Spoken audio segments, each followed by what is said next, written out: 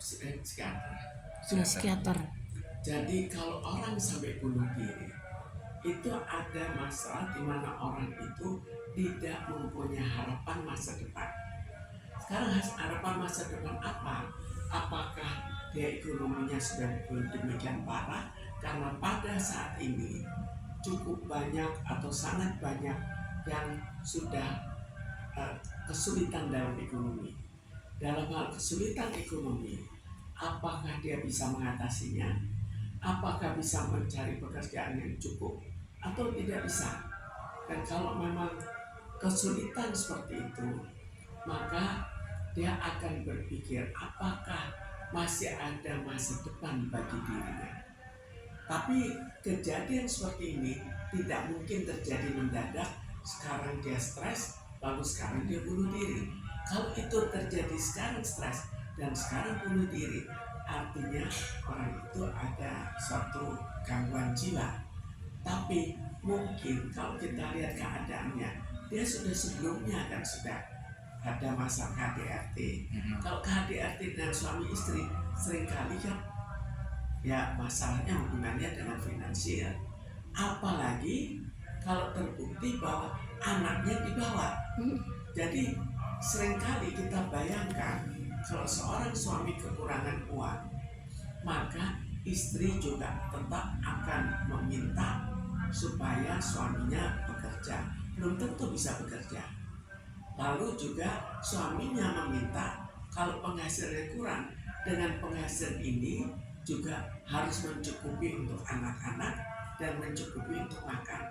Apakah itu bisa? Jadi kedua-duanya saling mentolerir dan tidak saling mempersalahkan. Sekarang cenderungnya karena sudah stres, sama-sama stres, sama-sama saling mempersalahkan. Bu, tapi kalau untuk konflik yang baru ini terjadi sendiri, selain pemicu ekonomi, bisa nggak sih Bu disebabkan dengan faktor lain, entah karena eh, mohon maaf penghasilan istri lebih tinggi, si suami pengangguran, terus dia depression melihat istri yang lebih dominan. Semua mungkin. Tapi kenapa tidak terjadi beberapa tahun yang lalu? Kenapa baru belakangan setelah ekonomi lebih parah? Jadi karena itu di sini bukan kepastian penyebab, tapi dugaan penyebab.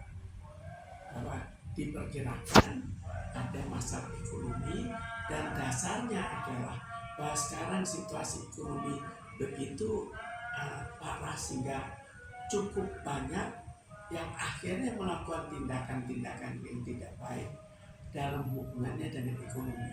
Terus misal faktor tersebut karena ekonomi, kenapa tujuan apa Harus endingnya harus membunuh membunuh? gitu. Kenapa nggak harus dititipkan ke panti asuhan mungkin? Sekarang kita kembalikan bagi orang itu, apakah titipkan ke panti asuhan jalan keluar. Jadi kita lihat dulu, kalau dia bunuh diri, kan rencananya bunuh diri walaupun gagal, maka dia mempunyai perasaan betul-betul putus asa terhadap kehidupan ke depan. Kalau kehidupan ke depannya memang dia putus asa, bagaimana dengan anaknya? Dia juga pesimis terhadap kehidupan anaknya. Kemudian kalau dititipkan ke panti asuhan, kita tahu bahwa cukup banyak panti asuhan yang menyalahgunakan penitipan anak. Dan pada saat sekarang jelas banyak juga yang takut, dan kalau panti asuhan itu panti asuhan yang bagus seringkali juga penuh. Jadi kita belum tahu apakah dia sudah menanyakan, apakah sudah jadi bahan pertimbangan dia.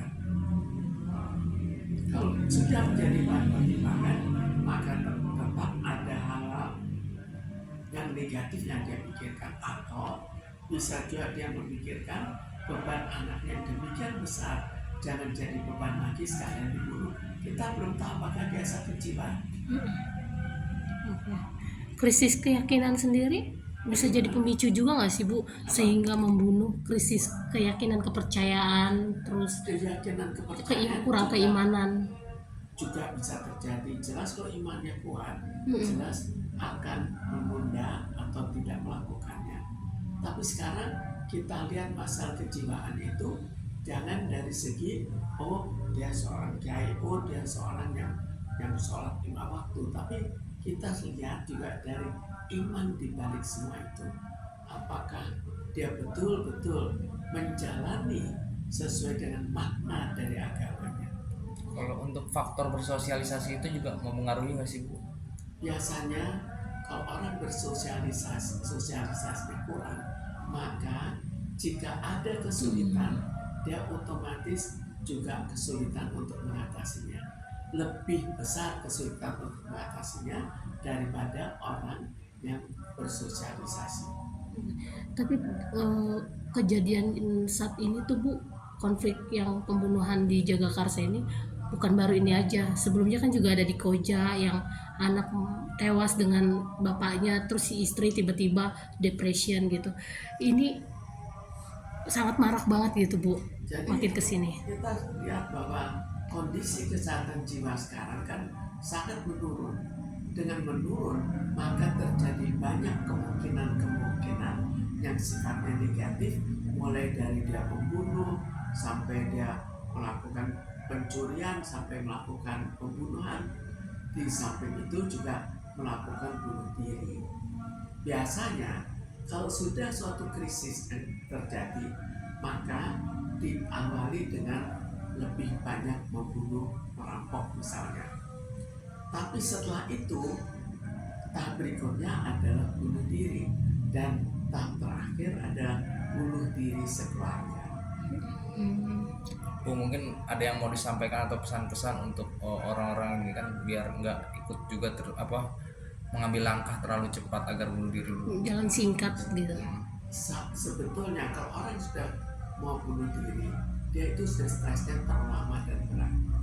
Maka seharusnya justru masyarakat sekitarnya, biasanya mereka misalnya dia di warung mengeluh, saya sudah kesulitan uang, sudah mengeluh, hidupnya sudah pesimis. Jadi orang-orang yang tahu bahwa dirinya dalam kesulitan itu harus meminta bantuan. Meminta apakah dia bisa memberikan bantuan itu bantuan moral. Ya, kalau misalnya bantuan finansial ya bisa juga, tapi biasanya orang kan agak sulit dalam keadaan sekarang, justru memberikan bantuan berupa makan yang cukup atau kehidupan untuk anak sekolahnya. Jadi kalau dia memberikan bantuan moral, kemudian mencari bantuan, jadi pemerintah misalnya menyediakan tempat-tempat di mana mereka bisa meminta bantuan moral, termasuk misalnya tempat-tempat agama yang juga bisa membantu, yang menyediakan secara khusus untuk membantu. Maka begitu ada orang yang tahu bahwa ada seseorang dalam keadaan depresi, maka dia membantu dengan membawa ke tempat yang bisa memberikan bantuan moral. Tapi Bu, untuk si istri sendiri, ibu dari 4 anak ini, artinya kan setelah mengetahui pasti mentalnya keguncang, itu juga perlu pendampingan dari psikiater juga nggak sih Bu? Itu Harusnya. jelas perlu, dan sebetulnya pada saat terjadi KDRT itu sudah harus diterjunkan. Jadi itu kan sudah suatu tanda yang cukup berat bahwa terjadi KDRT, paling tidak terjadi risiko dalam tindak kekerasan. Di situ kan juga salah satu indikator. Jadi ada beberapa yang menjadi indikator, terjunlah untuk mengatasi keadaan keluarga itu. Bu, setelah membunuh itu kan si bapak tersebut ternyata menuliskan sebuah pesan di lantai menggunakan darah. Ya, puas Bunda, thanks all. Dari tulisan tersebut bapak itu menyayat, tapi ternyata dia tidak jadi meninggal. Ya, tulisan seperti itu kan suatu pernyataan kesal, suatu perasaan dendam. Ada apa? Apakah istrinya memaksakan suaminya untuk mendapatkan penghasilan yang cukup? Karena biasanya seorang istri juga memaksakan suaminya untuk bisa mencapai penghasilan yang cukup.